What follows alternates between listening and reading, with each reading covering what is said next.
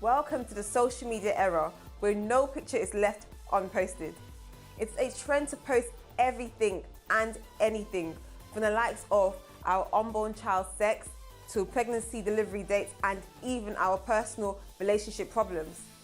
However, for we Africans, there is still a cultural stigma around being so open with our personal lives online compared to others from other cultures.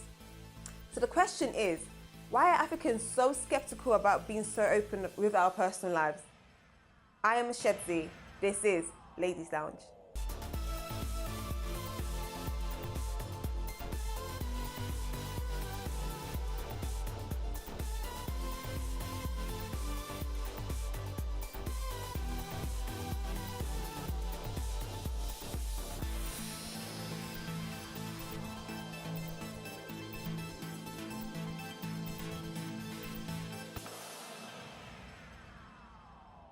Hi guys, and welcome back to Ladies Lounge. Today we have so much in store for you. We're talking social media straight to black girl magic. Guys, I'm so excited to be back here, Steph. Steph, you're really bringing the sun to Ladies Lounge today, yo. It's summertime, girl, so you have to rock it. You look lovely. Thank you.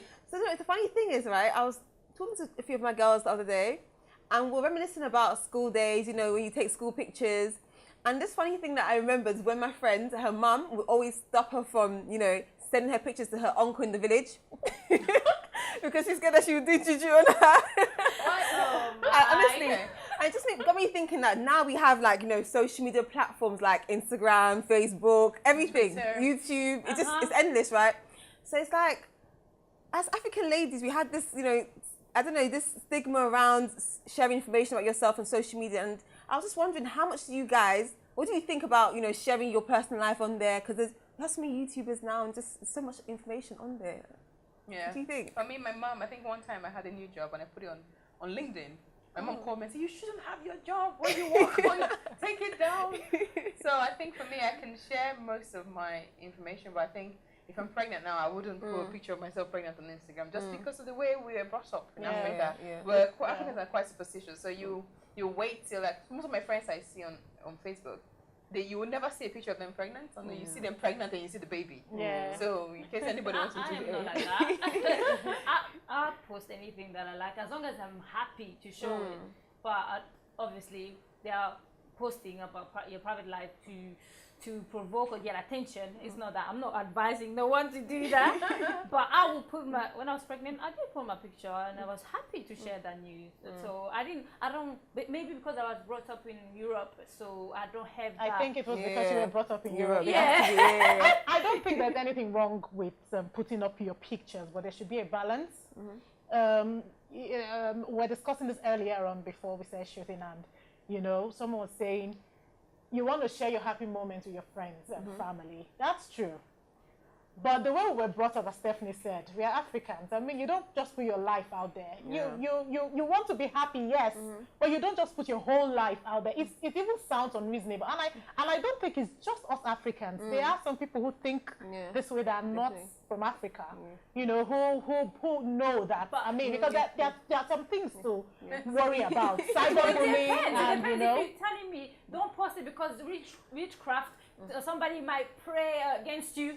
No, I don't. I believe in God, and I know it's no matter what. But there was one time I went back home and I posted a picture. And you know when they say location? Yeah. And I put Warren and I put my house. Hey, Tonko's now stalking. No, not my house address, but I just put, like, the area I live in. Nobody stalked my mom and my sister. Where you are? But that one is dangerous. Because, you know, so I took it down. Because the criminals would use that. Yeah. There was an ad on TV. It was a quick one. But you could see how these criminals, you know, scanned the bank card on the table. You know, I wouldn't even think of that. That was so innocent, you know, keeping your card on the table. So we have to be cautious of it. It's not just about witchcraft. I mean witchcraft, If it's witchcraft and picture, That one, they have collected all the pictures already. Because the pictures on Facebook, they're on Instagram, the pictures are everywhere now, so you can't run away from that one. But one thing I don't think just about superstitions, about our mistrust with each other in society, especially in Nigeria. We just don't, we feel like we can't trust each other. Everybody's a suspect in Nigeria. Even when I was young, obviously I don't know if you guys happened to you guys, but when you're younger, your mom says, make sure you eat your food now, so we go to your auntie's house and she's giving you food, don't take it. photographs of like, even people you're friends with, people you go and visit. My younger sister, my mom, before you leave the house, your parents prep you, right? Yeah. And then we got to my uncle's house and they were like, you want to eat? She was like, no. Why not? My mom would say when I come here. And if you take the fish, we'll give one look like this, really. So I think it's all about. So what would be the reason? Obviously, because of your roots, maybe the way you've been brought up. What would be the reason why you don't share some of your private life? The thing is, for me, I think on social media, some people, people I know that you have a lot. You have some kind of fancy car, a fancy house. They do share them. They share them as a status thing. I have a Chanel bag. I have a Louis Vuitton bag. You know, most people do that. Yeah. So I think it depends on what you want and what you want to share. You know, share with the outside. And I think it's social pressure. You know, some people, you know, are pressured socially to do what they see people doing. You know, they do these things and it toys with their self-esteem sometimes because. Everyone's life is perfect. Everyone's life is perfect on the picture. I mean, you know, they just do it because that's what's in. They don't stop to think about it. And I think that's what we should be doing more, thinking about it before clicking send. You know, because there should really be a balance. We should share our joyful moments with you. Some people even share their sorrowful moments. Yeah. We should share, you know, things we want to share. But with restriction, there should be a balance. I think for me, I wouldn't share certain things because on social media you have your friends, people you actually know, who know you, your friends, you trust them, and then you have all these random people from Australia, New Zealand, adding you from anyhow, so they can see all this information about you and they have no idea, never met you before. It's scary that a stranger that I might never meet again will see so much about me. But at the same time, I could see the flip side. If I was like a fashion vlogger or something, like if it was a business for me, if I was a YouTuber, for the money, I get paid. Definitely. And the funny thing is, one of my friends, she's actually Jamaican, but her boyfriend is Nigerian. I think it's the two sides to it. But she's a blogger, so when she was pregnant, she would post the whole journey. And when she had the baby, I say a few hours after, she was so excited, she posted the baby's face on there. And people are coming to say, you village people. Why is it, to her it's normal because in her culture that's not even a thing. You won't blame Nigerians and Africans really because that is what was before. Yeah, it's true. We cannot deny that we heard life stories of these things happening. That's what was before. Recently, my husband told me that they had broken down like the last shrine in their village. Wow. What was before was shrines. That was what was there before. 2017. Yeah. So, but now, you know, it's different. But for me, so you won't blame them. I think most of the things we do or believe, I think sometimes we need to question our beliefs because most of the things they tell you, how true are they really? Yeah. You know, I think in Africa things happen. And instead of going to look for research and say, why is this person sick? Why is this person died? They'll say it's one grandfather. Yeah, because that's what they've been saying. But sometimes, that's what I'm saying. Sometimes we need to ask, as we're growing, as we teach our kids as well as ourselves, to question our beliefs.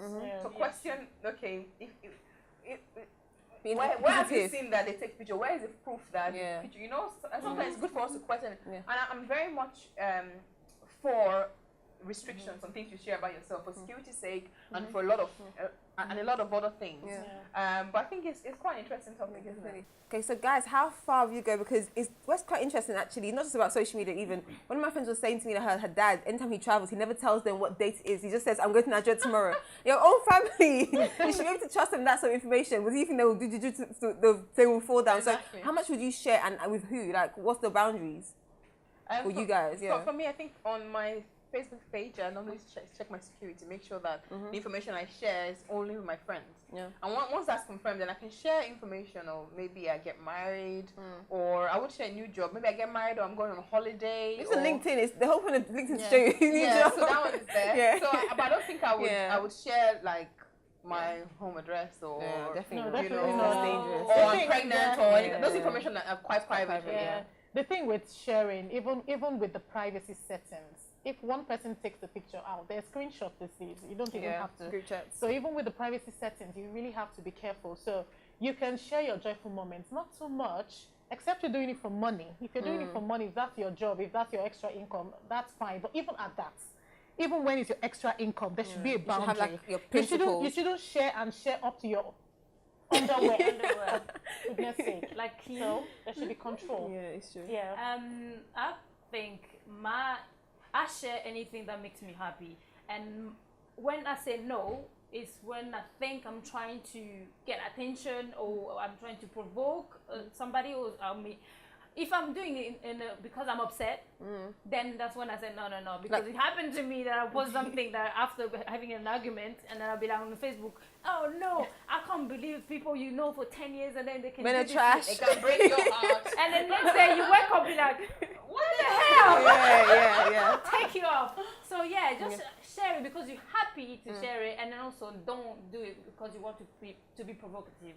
That's wrong. But the good thing about it is that you have full control of what you share. But anyway, people can. Once it goes out, that's one that thing control is gone. we must, get a hold of. Once you've sent That's it. the thing, it's gone. It's Like, gone out. give It's an gone out. example. You have no control over it anymore. Recently, I shared a picture of my brother's funerals because for me, I actually did it because I wanted people to just leave me alone for a while, not asking why you cry or you don't pick up my phone calls. That's the reason why, and that's a sad news. But I did it for one purpose. I was gonna be quiet for a while. Yeah, definitely.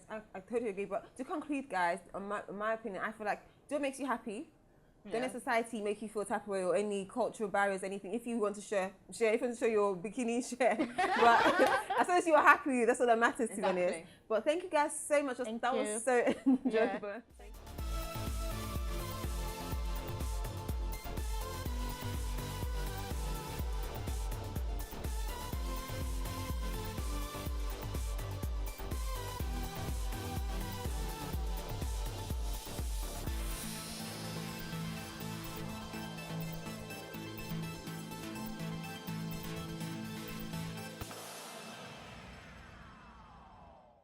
Welcome back, guys, to the second part of the show. And now we are joined by a special guest, drum rolls. We have Kathy Kareem. She is an amazing YouTuber and also an author of an amazing new book for millennials. What's the book called? The book is called A Quarter Centenarian's Guide to the Galaxy. Ooh. And it's, Very amazing. What's it about? What's the book about? It's essentially a book, like Shedzi said, for millennials. So it's actually a collection of poems, of reflections and lessons learned by the age of 25. So you know how people say that people go through a midlife crisis? This is all about a quarter life crisis, because I think as we approach the age of 25, a lot of us think, what am I on this earth for? What am I doing? Yes, exactly. So this book tackles that through all these different mediums, and it's a really good read if I say so myself. I need to read this book then, definitely. And it's great because it's even if you are coming up to the age of 25, if you're 25 now, or if you were 25, you can all relate to this book. It's really, really cool. Wow, interesting. You're also a YouTuber. What's your YouTube channel about? So my YouTube channel is called A Cup of Kathy. See what I did there? I like that, And basically the same way that you get a cup of coffee and it gives you energy, it revitalizes you. That's what I want my YouTube channel to do. So I always talk about something positive, something motivational, and sort of like something to inspire. Exactly. And a lot of the time I go and I do my travel vlogs, because I think a lot of people that perhaps haven't traveled or want to see different parts of the world, I bring them in on that and make it an inspirational, positive journey. Oh, wow. And you also act as well. So how do you juggle being a YouTuber, writing a book, and also acting? Wow. It's because they're my passion. So I love them. It's funny because even writing, I wouldn't wake up and say, oh, I'm a writer, but I was approaching my 25th birthday and I said, you know what? I don't want to just go to a club or go to a party. I want to have a book launch on my birthday. That's what I said. But I thought, in order to have a book launch, I need to write a book. And that's when the idea for A Quarter Centenarian's Guide to the Galaxy came. So it's been a collection. Some things I'd written before, and I just compiled it, collected it, and just continued writing. Passion is what led it. Love it. Wow, that's really inspiring. I'm very inspired by you right now. Anyway, moving on to the next topic, we're talking about being black. Does being black have restrictions? I'll give what happened to me not too long ago. I went for an interview for a finance director position, and I got into the office, and the lady was like, "Oh, you're for interview?" I said, "Yes." And she said, "Come on in." And we sat down, and she said, "Okay, tell me about yourself." I said, "Well, I'm a qualified accountant." She was like, "Oh, why are you applying for a receptionist role?" And I said, "Excuse me." "Oh, I thought you came for a receptionist role." I said, "No, I thought you were too dressed to be a receptionist." I said, "Well," anyway. And let's start again. And we had an intervention. She was like, "Oh, will you prepare to start tomorrow?" I said, "No." I said, because I don't want to work in a company like this, that you see me and you assume that I'm applying. So it's a question to everyone, I guess. Do you feel that being black restricts you in any way at a job or? First of all, I just want to say kudos to you and congratulations to you for holding your ground. Yeah. Thank you. CFO. That is so impressive. 'Cause I'm probably going to be like, oh, thank you for the job.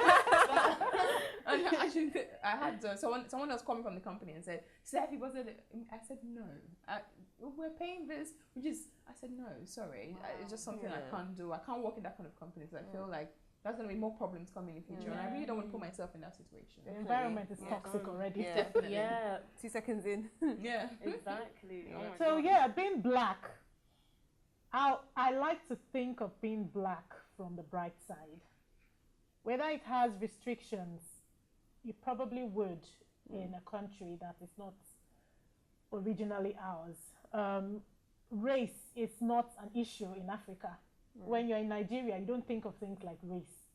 But when you are here, I Those don't thoughts agree. coming. I don't we're on the agree. same Race in Africa is it the other way around. If Yeah. you're Light. white or lighter skin, you're treated better. It's like a so privilege. there's race. But it's not not in a negative way. It's a positive race. yeah, not in a negative way, which is the angle we're coming Yeah. from. We're coming from the angle of a negative. Yeah. So yeah, so here, yes, it does have restrictions. But why does it have restrictions is my question. Yeah, that's interesting. And I think, I think it has restrictions, especially in career-wise, especially in things like modeling, beauty, entertainment. We have, for example, bloggers and lots of YouTubers, and it's like you see one YouTuber of like 25 different people being sponsored by all these big brands, and it's because you have to think about the population. So the population, most people are like white, middle class, and you have a very small, like 10% of the population are black people. So you can't expect them to recruit so many black people and sponsor them to do all these big opportunities when the demographics they're reaching out to are mostly white people. So on TV you see less black presenters, hosts, models, and it's because who you're reaching out to, who's actually spending the money on these things are not the black people. And so it can restrict you because you just don't have an audience for whatever you're selling your products and your services, I guess. I would agree to an extent. It's funny because I've always been, in lots of my life, I've always been the only black person, the only black. When I went to university, I was the only black girl. In schools, in lots of different, in work, like lots of different areas, I've been the only black girl. But it's funny because you're right. I think to some extent it can restrict you, like all of you have said. But also, I think at times it works to my advantage because I can walk into something and I think I come from the perspective, right? They don't have any black people in this organization. They're gonna want me. If they want me as a token, I don't care. Like I know that they need some representation up in here. So I walk in with that and I kind of think, right, you're going to want me because I'm going to bring diversity to your company or to whatever it may be. Okay. So sometimes I come from that. But then again, I've been walking down the street and someone shouted like, you black this, you black that. So yeah, it does restrict us. But I think, we made this country, like we're part of the people who created this country. So I won't say, because it's not our country, I'm not going to try and live my best life here. It's like, no, it's my ancestors that, built this stuff, man. Like, I'm gonna go for it. What we should be working on is confidence. Yes. We should have that confidence. We should know who we are, really. Because when you lack confidence, it does a lot of things to you. Yeah. You just don't think. You just feel small and you feel dominated all the time. But it shouldn't be so. The black man should think of himself as important. There's a recent publication by Daily Mail which says, I actually heard a conversation as well on LBC where a guy from an ethnic minority applied to different companies, about 10 of them, and he was refused using his original Indian name. He changed his name now to pure British, I think it was Smith something, and applied to all the companies, and then he got called for interviews, and one of them actually accepted, gave him an offer, and then he rejected it. So what do you think about that? So for example, my name is Ngozi. Obviously I use Stephanie. If I apply with my original Nigerian name, I get refused. But when I apply with my English name, which is easier to pronounce, I get. So is that? But sometimes I think sometimes it's racism. It's pure out racism. But at the same time, it's like you're used to seeing. If I'm used to being around black people called Chuku, Eze, everything, and I see a name like that, I'm more likely to feel more connected to it, like subconsciously. then if I say Smith, like So this it is stands with a bit but more. it's a company. Yeah, As an definitely. employer. But even in interviews as well, like, if you have a black person coming, you can relate to them to that person. So I feel like it's bad. Definitely, it's bad. But sometimes it's not always racism. It's you're accustomed to. As an to employer, the normal, though, yeah. you should be very impartial. You should definitely. give everyone the opportunity to. So there shouldn't really be a preference against one name to the other. Yeah. So I think. Yeah, I mean, sorry, go on. Yeah, no. I'm just gonna say, I think it is a shame. Like I've heard about this happening so many times, and it does make you think. You know, should I change my name? Like I've had friends who've literally changed their Nigerian names to a white name because they just hate their name because they've had experiences like this. Yeah. But I think you're right. To some extent, it is the bias, but there shouldn't be. I think. That's all. Yeah. Yeah, In a perfect world. Yeah, there should be. You know, there's laws against equality at work. Yeah. So I think what should happen is like basically name blind name CVs and stuff, but you don't see the name. You just have the CV in front of you, and you have to choose who you want to interview just on that. Okay, yeah, I that's think that a good point for the viewers too. Yeah, blind names. But even still, when you get to the interview stage, they'll still can't see based on how you look. So I guess it helps to some extent, I guess. Yeah. It helps to some extent because they could shortlist you without knowing your name, and when you get there and they see that you are who you are, and you're then amazing. you take it from there. And I think it still boils down to being confident because must we change who we are? At what point does this stop? Definitely, yeah. On the flip side, they can make it a bit more light. I think that we're not restricted so much in terms of hair makeup because put one wig today, I can now change to a bob, make it blue. Like only black people can really do that. Let's be honest. So in that sense, you know, we're not very restricted, but in other sense, other parts, maybe we are. Yeah. Okay, and you talked about confidence. How would a black girl who is not very confident, how would they? One thing I'll tell you that I was reading another article, and a little girl was in the airport and asked and said, "Mama, why is it only brown people that do the cleaning? Why is it only brown people that serve?" You know, so is this something that people of color just go for the lowest job, or is it? No, the thing is, there are black people high up there as well, but the negative line of thinking force people to see only. Is that we don't work hard enough? We work hard. I would never say that. I would say we don't work hard. We work really hard. But I think we blacks kind of put ourselves in that tight box. We noticed that the black man is cleaning. Did we notice that the white man was cleaning as well? There are white people who clean. But because we've had this mentality from years back, it seems like this is where we've settled, this is where we've anchored. But it's not so. We should change our mindsets. I think we should renew our minds. On that note, actually, I totally agree with you in terms of the workplace. I noticed, especially networking in the corporate world, I noticed that, for example, Asian and white people, they tend to send people stuff. They're very good at networking and bringing people into opportunities. Whereas black people they just stay in that, some of them, I know, stay in that road. They don't want to help other people, mentor others. And I feel like that's very important for us to know we have all these challenges, all these big, barriers. We need to make more effort to have mentoring programs for people below us and role models in society, social enterprises that will help younger generations to get up and get opportunities that we didn't have the chance to get, or was harder for us to get. Okay. So I think it's very important to break that barrier. So in conclusion, we can do it. We just need to have our confidence, and we should go for the best. For me, I believe in going for the best. Don't let anything restrict you. Don't let your color restrict, because the person that's up there that's any 23,000 a year hasn't got two heads. That's true. So we should build ourselves. We should study more. We should go for the best, really, because we deserve it. And we are the best. Yes. Magic. Yeah, we are the best. Black power. Woo, woo.